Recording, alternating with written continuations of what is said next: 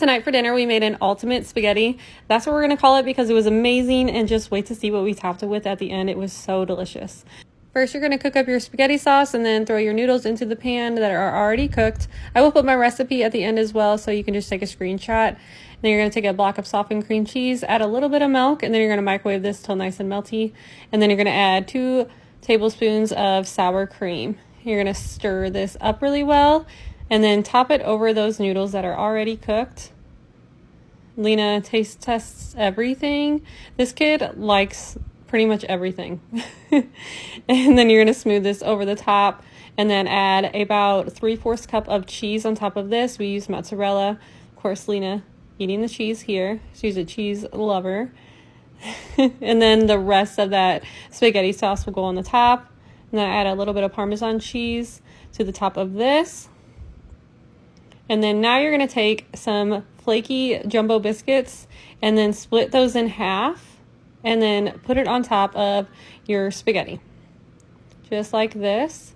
And then take a 1/2 stick of butter with some garlic and some Italian seasoning, melt that, and then you're going to top this on top of your biscuits. And then bake this at 350 degrees for about 20 to 30 minutes, and it comes all nice and golden brown and absolutely delicious. Tonight for dinner, I made Marry Me chicken mac and cheese.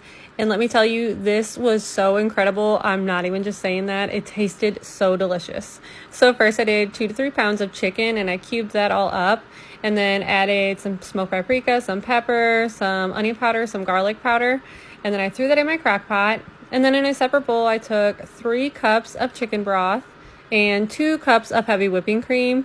This recipe does make a ton, just so you know. So if you have a smaller family, definitely cut this recipe in half. And then a big old scoop of minced garlic, a tablespoon or so of smoked paprika, a tablespoon of Italian seasoning. And then I added some pepper, some more garlic powder, onion powder to this mixture as well.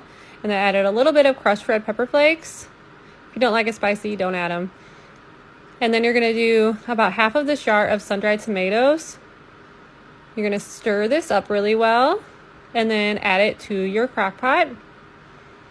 And then on top of that, you're going to take half of a stick of butter and slice that up and put it on top. Then you're going to cook on high for a couple of hours until that chicken is nice and done. And then add your cheese list. So I did about 5 cups in total. I will add the cheese list in my recipe. You're going to stir this up really well. Add a half block of softened cream cheese or just microwave it for a bit. And then pour in your noodles. I did about 2 pounds. And then you wait a little bit and your mac and cheese looks like this. Fiesta chicken and rice today. This is another quick prep one. So I did about a pound and a half of chicken tenderloins. Just season these how you'd like. I did chili powder, onion powder, and some garlic powder. And then I have 2 boxes of the Mexican style rice-a-roni. You're going to put this rice just over your chicken. And then with those seasoning packets, you're going to put that into 3 cups of low sodium chicken broth. Stir this up real well and then pour it over your chicken. I use an 8x8 dish. I find that it just cooks everything perfectly this way. And then I did about a cup of Fiesta blend cheese just right on top. And I baked this at 375 for about 1 hour and it comes out delicious.